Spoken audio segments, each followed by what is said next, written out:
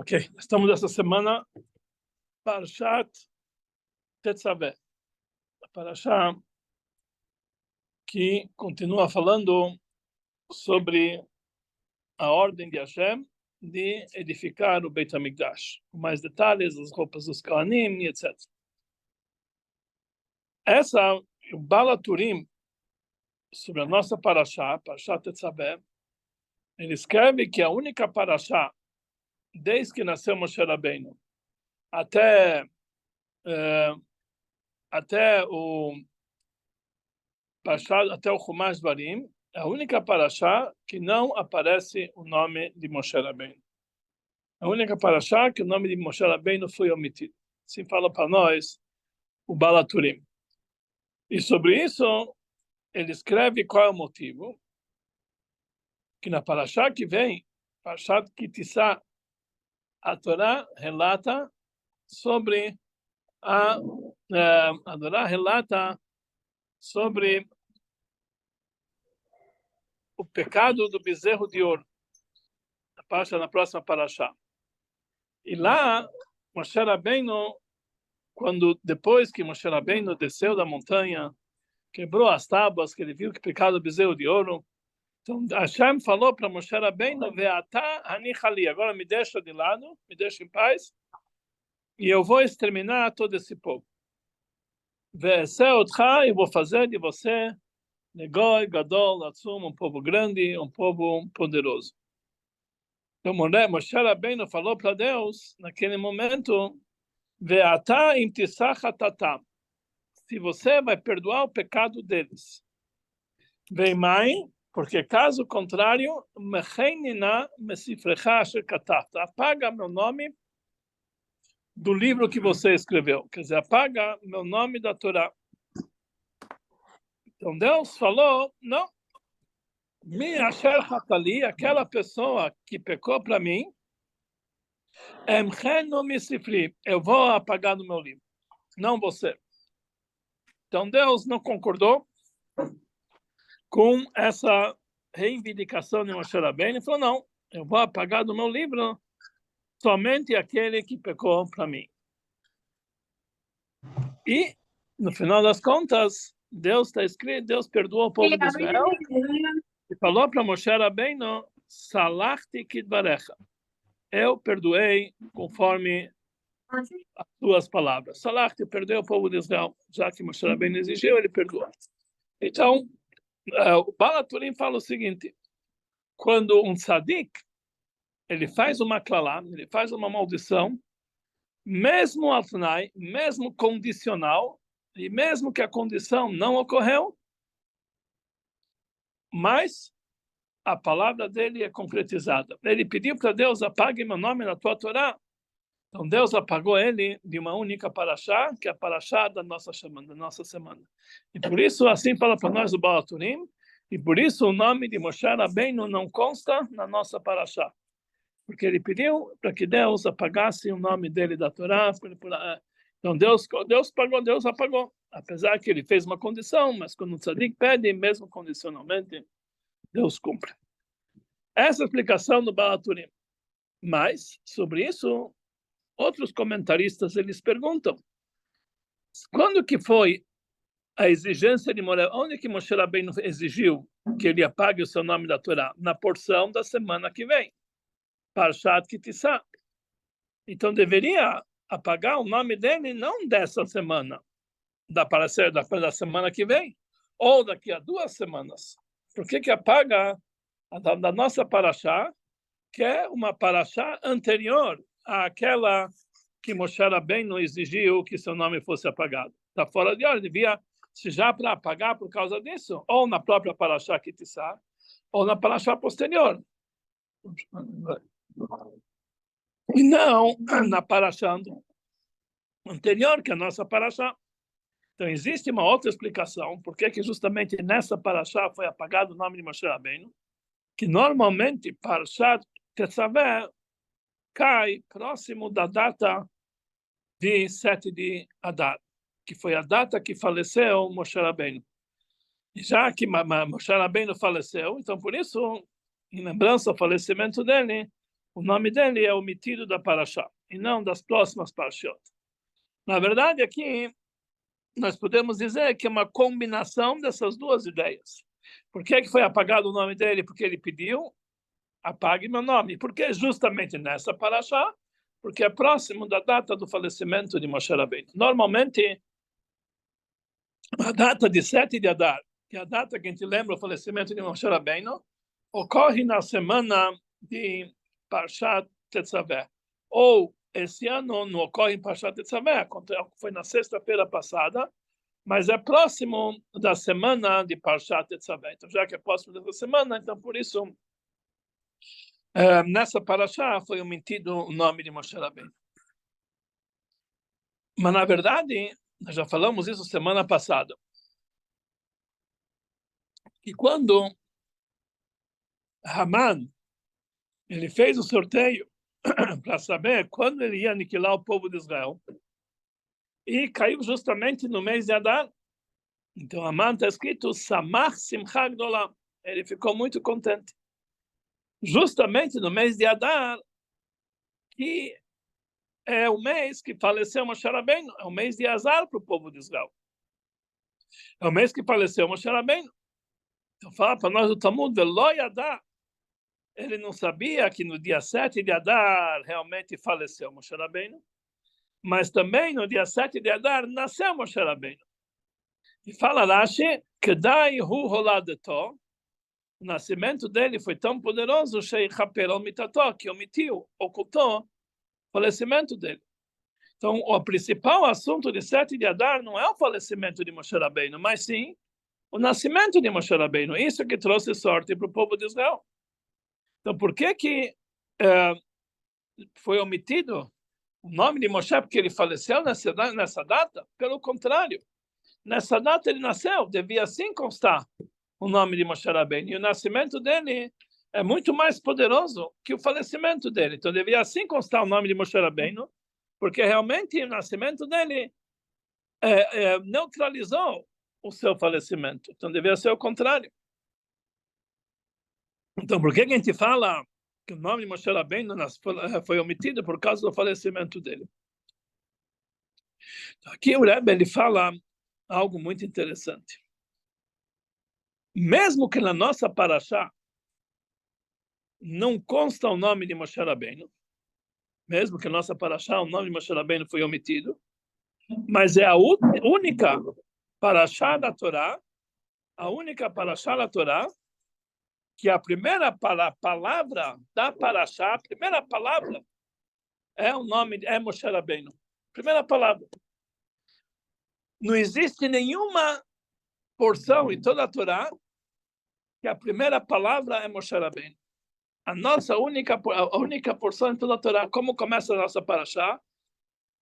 Ve'atah tetzaveh bnei Israel. E você vai ordenar o povo de Israel. Quem é esse você? Se você é Moshe Rabbeinu. Não consta o nome dele, mas a primeira palavra da Parashá é Ve'atah, e você. E esse Ve'atah é Moshe Rabbeinu. Então, eu explico, Rebbe, o seguinte.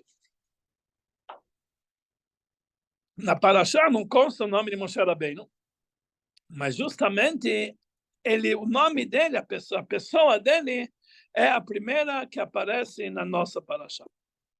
Então, por que realmente existe essa maneira,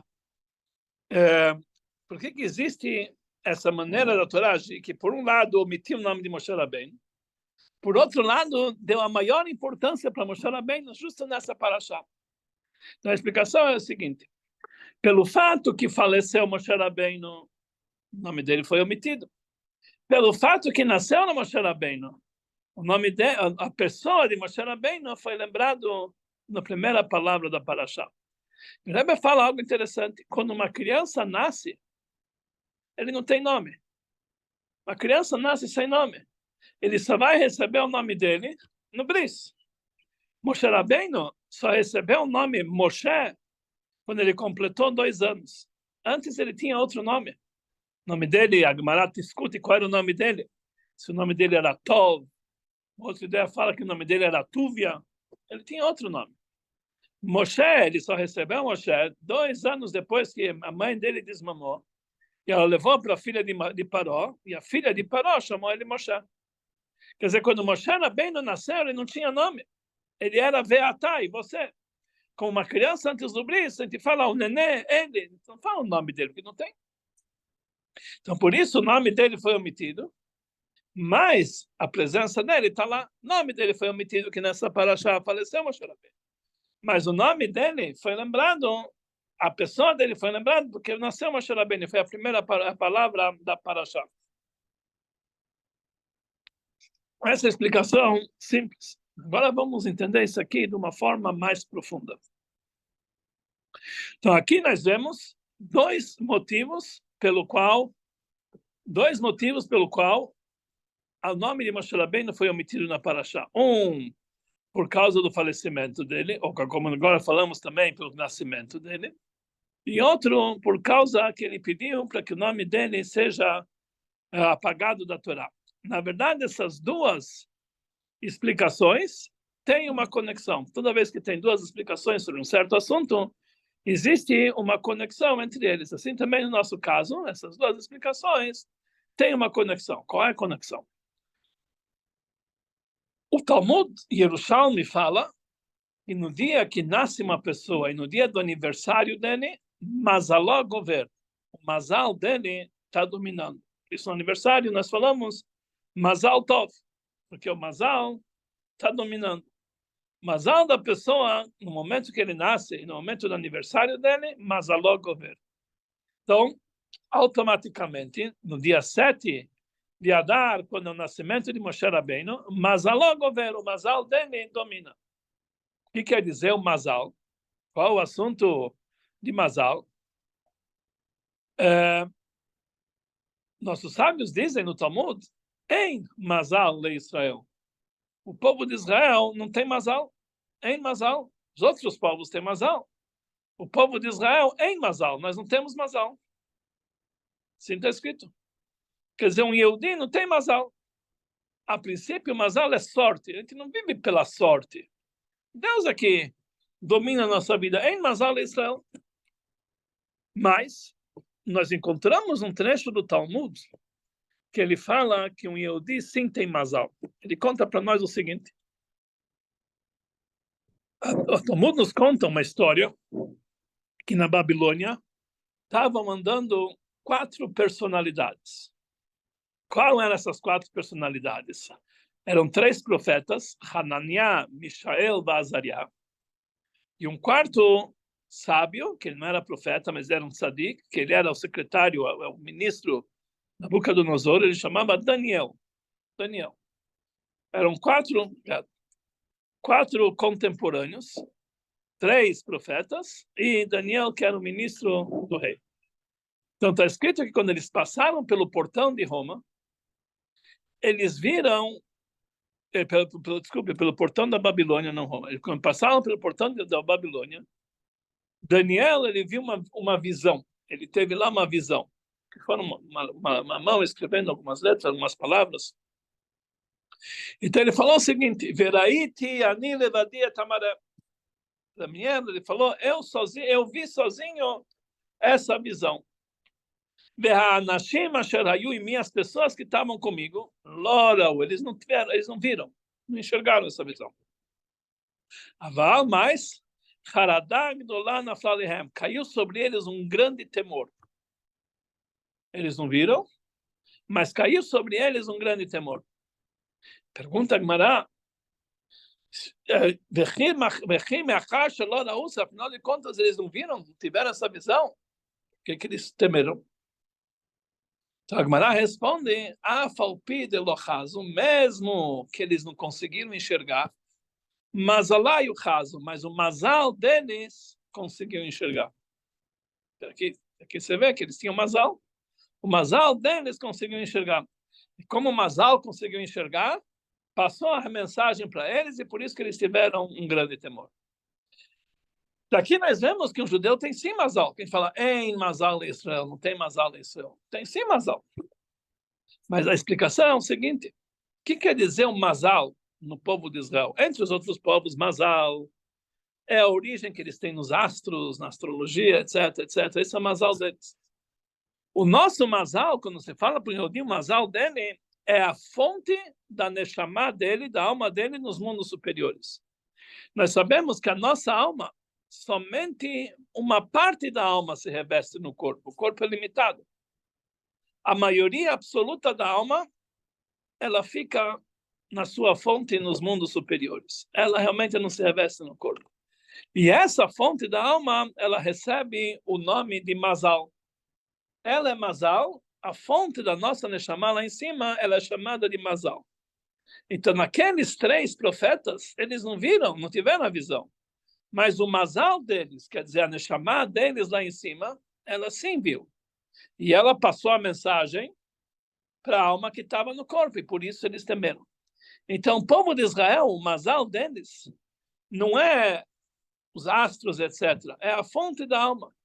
E isso que está escrito no Pasuk, em Mazal de Israel. Não existe Mazal para o povo de Israel. O que quer dizer isso?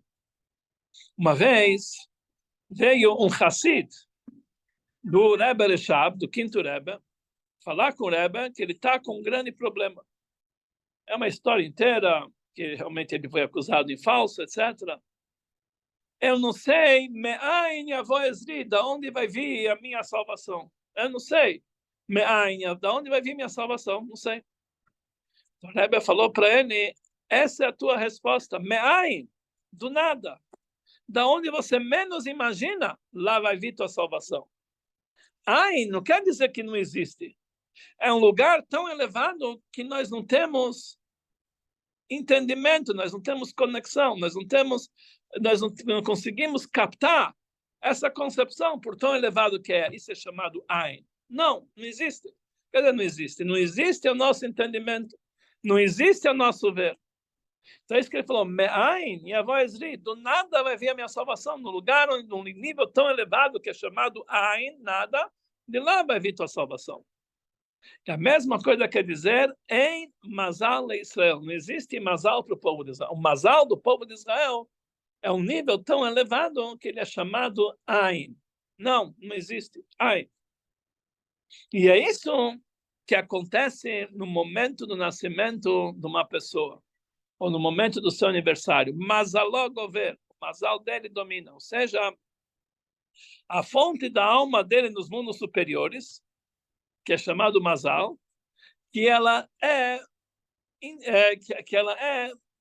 a pessoa aqui embaixo não consegue captá-la, não consegue entendê-la. Isso aqui é chamado Ain. De lá que vem o nosso Mazal, de lá que vem a fonte da nossa Neshama, de lá que realmente isso domina a pessoa no dia do nascimento. Então, explica o Rebbe a seguinte situação. Moshe Rabbeinu, ele tinha o aspecto dele superficial. Nós sabemos que o nome da pessoa é superficial. Porque isso não toca no íntimo da pessoa, porque a pessoa não precisa do nome. Se a pessoa vivesse nesse mundo sozinho, ele não teria nome. Porque o nome, ele não precisa para ele. Todo nome é necessário para outras pessoas chamarem ele. Então, o nome é um aspecto superficial da pessoa, não é o íntimo da pessoa. Ele, por si só, está acima do seu nome. Então, o que simboliza o nome da pessoa? O nome da pessoa simboliza uma certa expressão exterior do homem que se reveste no nome dele. Por isso, o nome tem sim importância. O nome de cada pessoa demonstra a fonte da sua vitalidade lá em cima, mas é uma vitalidade exterior, superficial, que não toca no íntimo realmente. A pessoa não precisa do nome para viver. Então, o nome de uma pessoa é o exterior dele. Veatá, e você, como foi chamado Moshe Rabbeinu no início da Parashá, está falando da essência de Moshe Rabbeinu como está acima de qualquer nome. E por isso, quando está se tratando do nascimento de Moshe Rabbeinu, que Mazaló gover, que o Mazal dele está dominante, aí ele não é chamado de Moshe, ele é chamado Veatá, e você que está ligado com Ain, com número, com nível que nós não conseguimos entender, está acima de qualquer nomenclatura, qualquer nome. porque é o ai, não nada. Então, por isso a Parashá começa dizendo, vê Atai, você que nasceu Moshe Rabbeinu, mas Allah governa, mas Allah dele domina. Isso significa o nível do ai, do nada, que está acima de qualquer entendimento, está acima de qualquer lógica, e esse é o trabalho de Moshe Rabbeinu. E por isso, na Parashá não consta o nome de Moshe Rabbeinu, que o nome é um aspecto exterior, isso não consta, só consta Ve'atá, que é a essência dele no momento do nascimento. E isso está ligado como que a pessoa consegue chegar nesse nível de Ain, como que a pessoa consegue se elevar para esse nível de Mazal. Então, a Hassidut explica que existem duas formas de servir a Deus. A pessoa pode servir a Deus de uma maneira exterior, ou seja, através de fazer não é uma forma muito íntima, mas é um nível exterior, que é fazer a vontade de Hashem, vai estudar a Torá, vai cumprir as mitzvot. Isso é a maneira da pessoa servir a Deus. Isso conecta ele com o nome de Deus. Nós sabemos que a mitzvah é o nome de Deus. Por que mitzvah é o nome de Deus? Porque mem, o valor, nós sabemos que existe uma certa conexão entre a primeira letra do alfabeto e a última letra. A segunda e a penúltima, a terceira e a antepenúltima. Então, esse é chamado o projeto de At-Bash. Aleph pode ser substituído por Tav. Aleph, que é a primeira letra, pode ser substituído por Tav, que é a última letra. Beit por Shin, que é a terceira, que é a penúltima letra, assim por diante. Ad, Bash, Gar, Dak, Hatz, Vat e Zá. E depois nós temos a letra Yud é substituído pela letra Mem. Então, o Mem de Mitzvah pode ser substituído pela letra Yud. O Tzadik de Mitzvah pode ser substituído pela letra Rei. Então, em vez de Mem Tzadik, fica Yud e Rei, que são as duas letras do nome de Deus. E as outras duas letras de Mitzvah, que é Vav e Rei, são as outras duas letras do nome de Deus. Então, fica Yud, Kei, Vav, Kei. A Mitzvah, é por isso que está escrito que as Mitzvot são chamadas nos Hartemet com Mitzvot Hashem, Havai. O nome de Deus está ligado com as Mitzvot. Um Yehudi que ele estuda a Torá, ele cumpre Mitzvot, ele se conecta com o nome de Deus. Mas o nome de Deus já é uma nomenclatura, já é uma limitação. Existe o nível de Deus que está acima de qualquer nome. Quando nós fazemos uma brachá, nós falamos Baruch Atah Hashem Elokeinu Melech Olam. Nós chamamos a Deus de vários nomes. Baruch Atah, você. Pois Hashem, que é o nome de Deus, Elokeinu, que é o nome de Eloquim. Melech Olam, tudo é Deus. Deus, Deus, Deus, Deus. Mas são vários nomes de Deus. Mas o primeiro nível é Atah. Esse nível de Atah é um nível que está acima de qualquer nome. Através das mitzvot, nós conseguimos chegar ao nome de Deus. Mas para chegar à essência divina que está acima de qualquer mitzvah, para isso é exigido mais do que apenas estudar a Torá e cumprir as mitzvot. É exigido o auto-sacrifício. A capacidade, a possibilidade e a iniciativa da pessoa de se colocar numa situação de auto-sacrifício, de se auto-sacrificar. Então aí ele consegue chegar a um nível que é superior a qualquer mitzvah. Nós encontramos um grande sábio, que ele era autor do Shulchan Aruch. Shulchan Aruch é o código de lei judaica. É a base de todas as leis que nós temos. Quem foi o autor do Shulchan Aruch? Rabbi Yosef Karo. Morava em Tzfat há 500 anos atrás. Consta que uma vez, Rabbi Yosef Karo, ele tinha um anjo que ele vinha estudar com ele. Ele era chamado Magid. Afinal, chegou a um nível tal que o chavruta dele, aquele que estudava com ele, era um anjo. Então, uma vez, ele pediu para esse anjo, que ele era chamado Magid Mesharim, ele pediu para esse anjo que ele queria ter o mérito de morrer por assassinado para santificar o nome de Deus, igual fez Rabi Akiva. Rabi Akiva, ele foi assassinado pelos romanos com um pente de ferro incandescente, tiraram toda a pele dele, coração, e ele estava rindo e falando o Shema Israel. Os alunos perguntaram, o que você está rindo nesse momento? Ele falou, a vida inteira eu quis cumprir essa mitzvah máximo de santificar o nome de Deus e por isso morrer. É o maior nível que a pessoa pode chegar. Então, O Rabi Akiva, ele quis chegar também nesse nível. Rabi Akiva chegou nesse nível. Então, Rabi Yosef Kalo também quis chegar nesse nível. E esse foi o pedido dele, que ele queria morrer. Aqui a gente vê, aqui, abrindo entre parênteses, que todos aqueles que morreram queimados na Inquisição, todos aqueles que morreram no Holocausto, todos aqueles que morreram no 7 de outubro por ser judeus, esse é um nível muito elevado que nenhuma pessoa não consegue, com todos os seus atos, chegar para isso. Então, o Magid, ele levou o pedido dele adiante, ele passou para o grande escalão lá em cima, e depois ele devolveu para ele a resposta. Ele falou, lá em cima não aceitaram o teu pedido, porque você fez alguma falha que não merece essa recompensa. Mas, em troca disso, vão te dar um mérito de você escrever um livro que vai ser a base da Halachá para todo judeu em todas as gerações. E ele escreveu o Shulchan Aruch. Quer dizer, toda essa obra que ele fez, todo esse mérito que ele teve de escrever uma obra tão grande que o povo de Israel inteiro se baseia até hoje, não é nada perante aquela mitzvah de se auto-sacrificar em nome de Deus. Por quê? Porque as mitzvot, elas conectam a pessoa com o nome de Deus. O auto-sacrifício liga a pessoa para a essência divina que está acima de qualquer nome. Moshe Rabbeinu, ele é o sinônimo de Torá. Som Torat Moshe. A Torá é Moshe. Moshe kibel Torá mi Sinai. Moshe recebeu a Torá do Sinai. A Torá para Moshe Rabbeinu é toda a vida dele. Tudo que existe para Moshe Rabbeinu é Torá. Zichru Torat Moshe Avdi.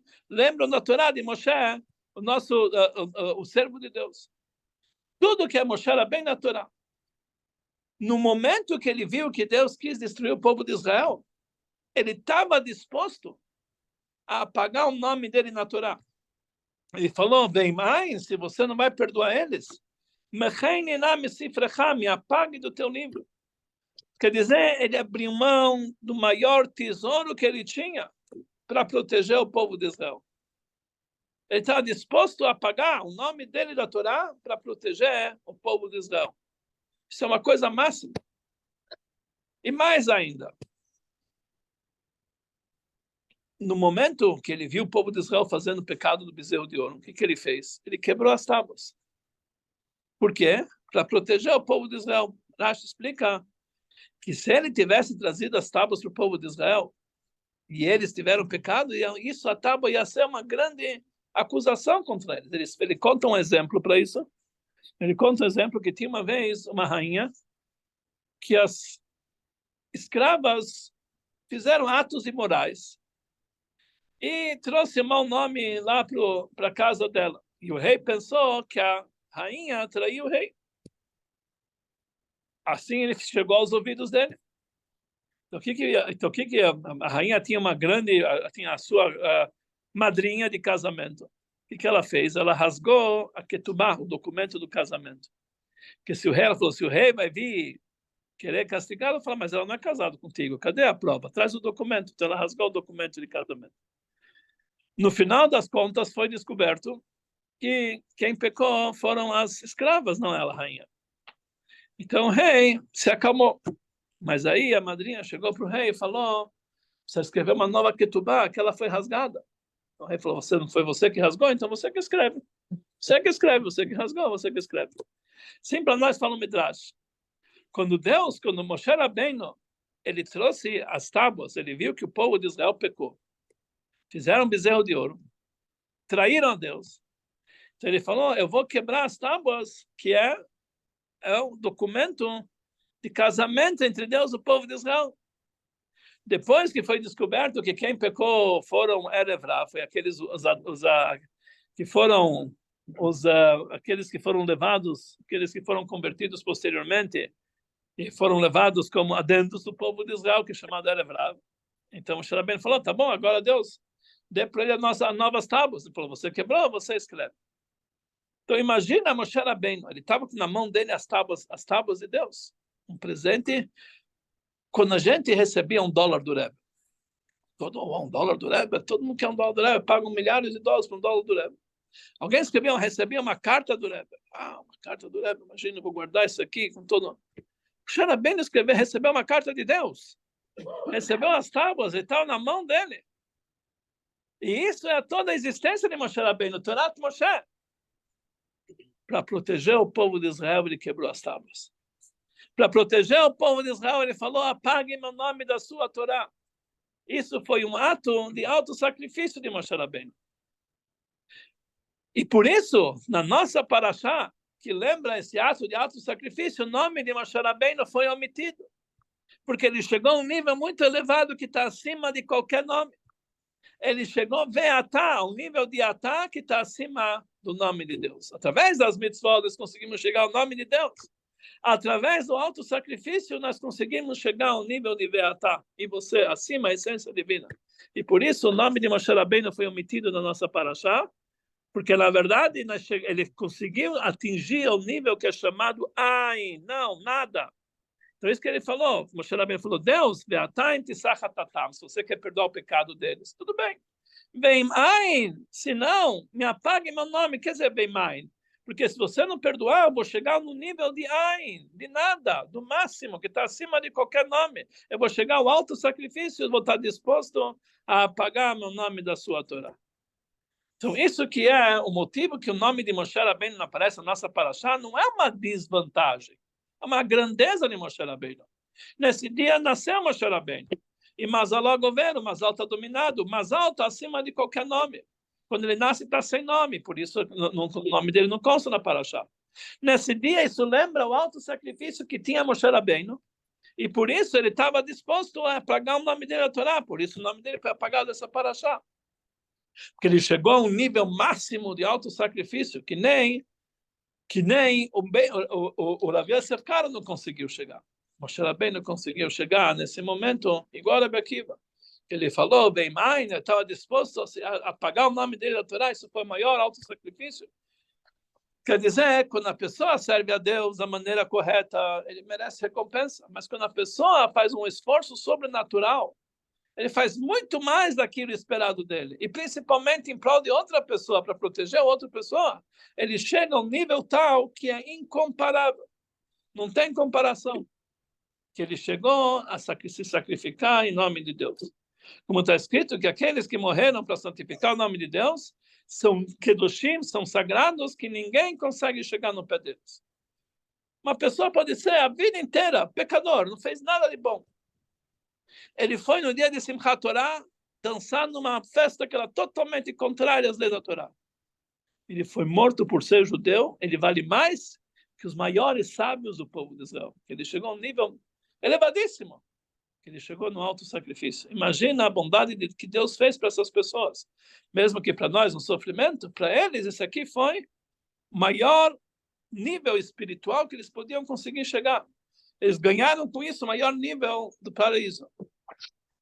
Não é boa ideia, porque a gente precisa ficar aqui embaixo, não ir para o paraíso. O paraíso é muito bom, mas deixa para depois. A gente quer aqui embaixo. Mas esses que Bedievets, em último caso, já aconteceu, tem que saber que eles chegaram a um nível muito elevado. Porque quando a pessoa chega ao nível do alto sacrifício, ele chega ao nível de Mazal, Ve'ain. E por isso, então, a nossa paraxá não consta o nome de Moshe Rabbeinu. Porque na nossa paraxá tem Moshe Rabbeinu no nível máximo, que está acima de qualquer nome, está acima de qualquer limitação. E por isso, nós encontramos algumas indicações na nossa paraxá que demonstra esse assunto do auto-sacrifício. Nós sabemos, na paraxá Trumá, lá consta toda a ordem de toda a edificação do templo. Lá consta a mitzvah de construir as paredes do templo, o teto do templo, as cortinas, o pátio, todos os utensílios do templo, o Aron HaKol, a arca sagrada, a menorá, a mesa, o misbeach exterior, tudo consta na paraxá da semana passada.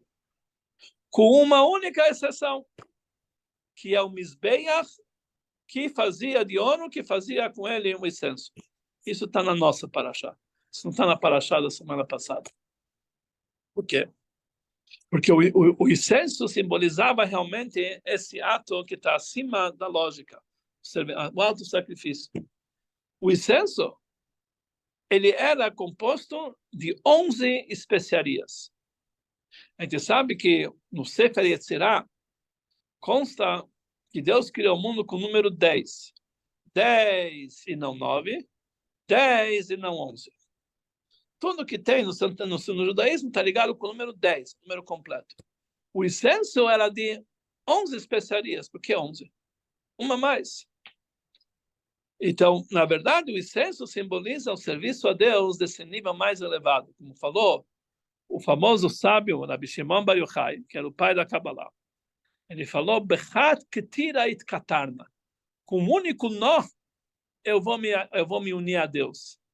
Um único nó, eu vou me unir a Deus. Bechat, em hebraico, é chamado Bechat ketira, um nó, it katarna, eu vou me amarrar. Ketira são as mesmas letras da palavra ktoret, e é o incenso. Então, ktoret simboliza a união máxima que pode ser acima de todos os outros sacrifícios. E por isso ele era 11 e não 10. Porque 10 são as forças normais dos seres humanos. É 10. 11, o Zohar chama isso aqui, Chat Velo Bechushban, é um que está a mais, que não faz parte da conta. Esse está ligado com a essência. Então, por isso, já que o incenso ele tinha 11 especiarias, que está ligado com esse nível que está um acima dos 10. Os 10 são o nível normal, são os nomes da pessoa. Um acima dos 10, acima de qualquer nome. Por isso, a mitzvah do incenso foi dado justamente na nossa paraxá, que é um acima de 10. E mais ainda, o Talmud nos diz sobre o Pasuk, Veshaftem vereitem. Eu vou ver e vou observar, Ben oved Elokim lasher lo avadó.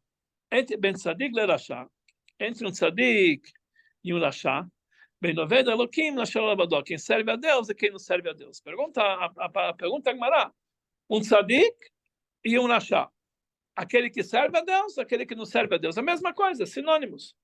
Tzadik que serve a Deus, Rasha que não serve. Não. Tem 4 categorias aqui. Um Tzadik, um Rasha, quem serve a Deus e quem não serve a Deus. O que quer dizer 4 categorias? Um Tzadik, ele não serve a Deus. Ele já serviu, ele está acima disso. Ele é chamado um Eved Hashem. Ele já é um servo de Hashem. Um Rasha não é nenhum dos dois. Quem serve a Deus e não serve a Deus é um Benoni, uma pessoa mediana.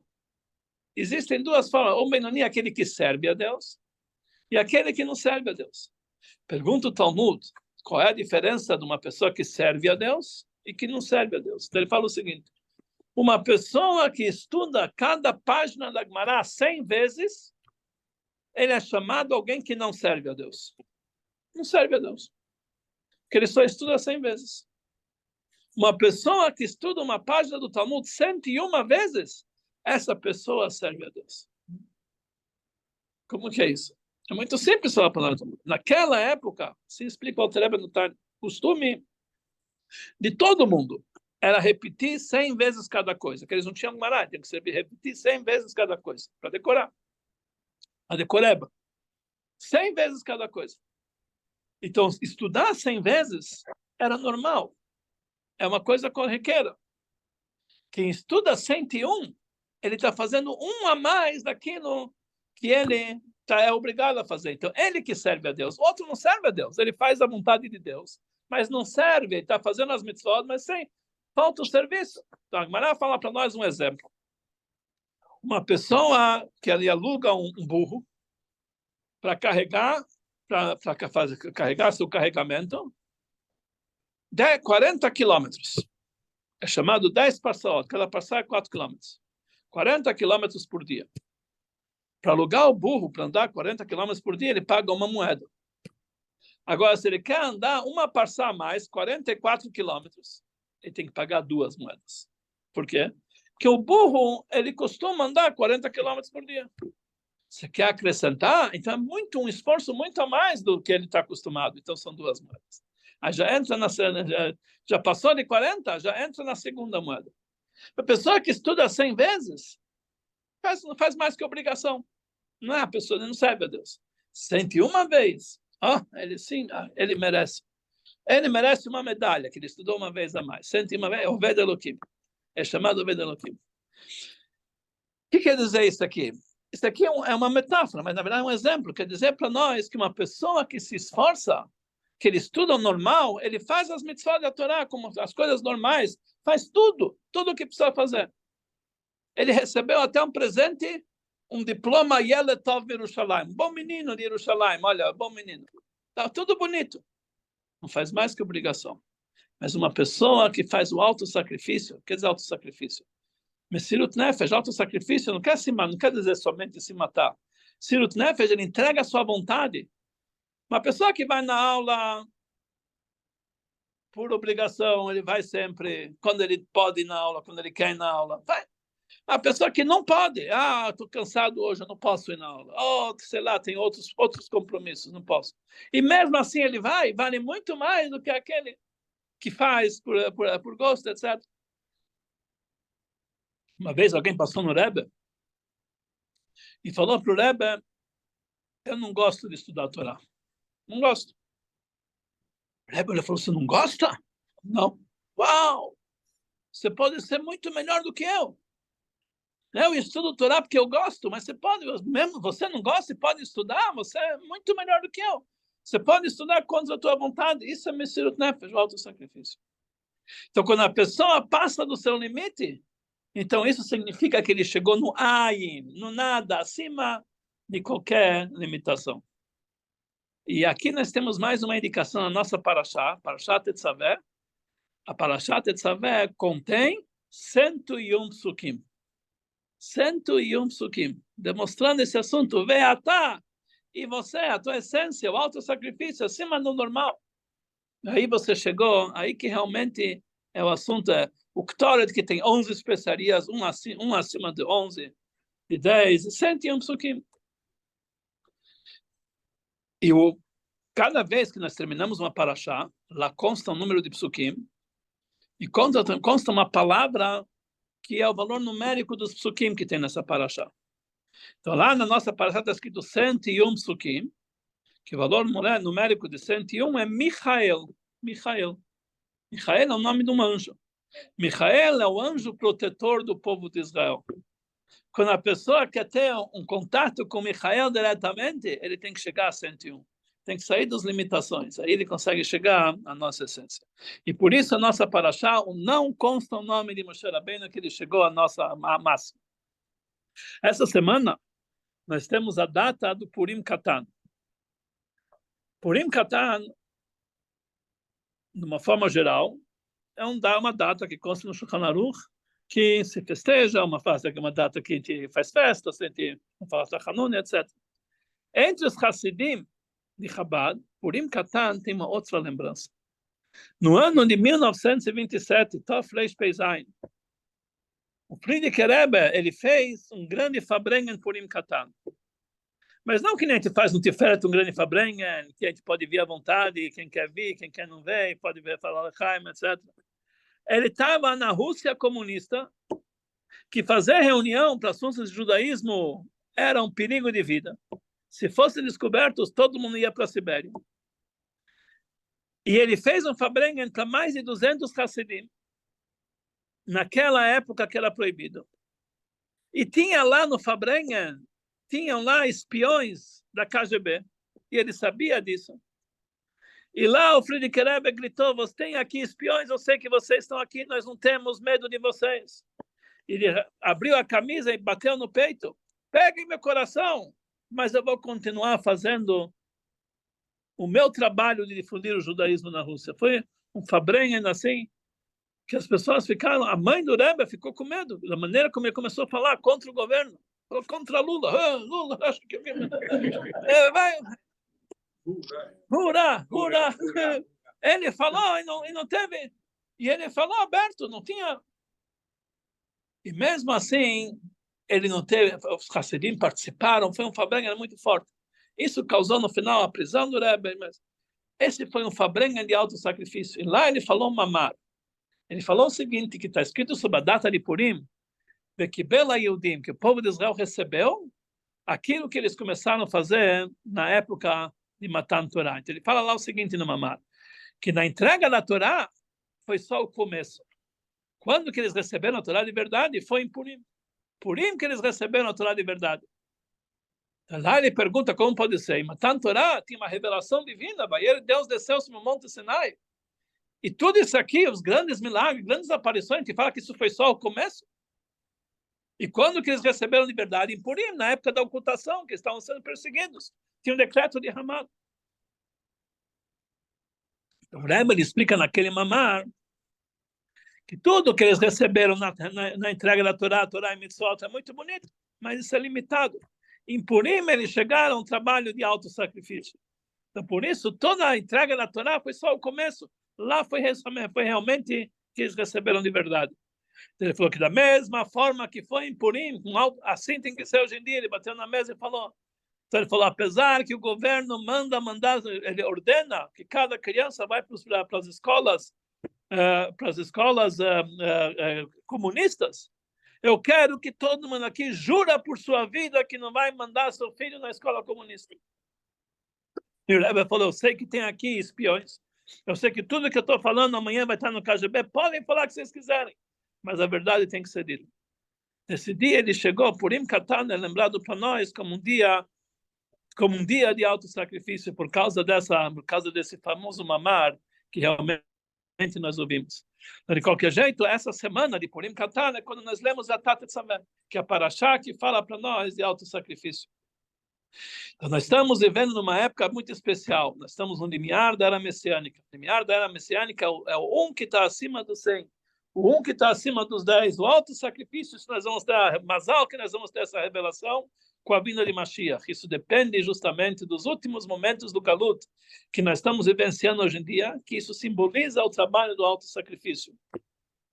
Não se importar o que os outros vão dizer, não se importar com o antissemitismo que está aparecendo, não se importar o que as bocas... Nós vamos fazer fazer o judaísmo de cabeça erguida e com vontade, e não ter medo de ninguém, e sair na rua com kippah, enfim, fazer e colocar mezuzá para fora, e etc, etc. Na França, não falam, tá todo mundo se escondendo. Não, mentira!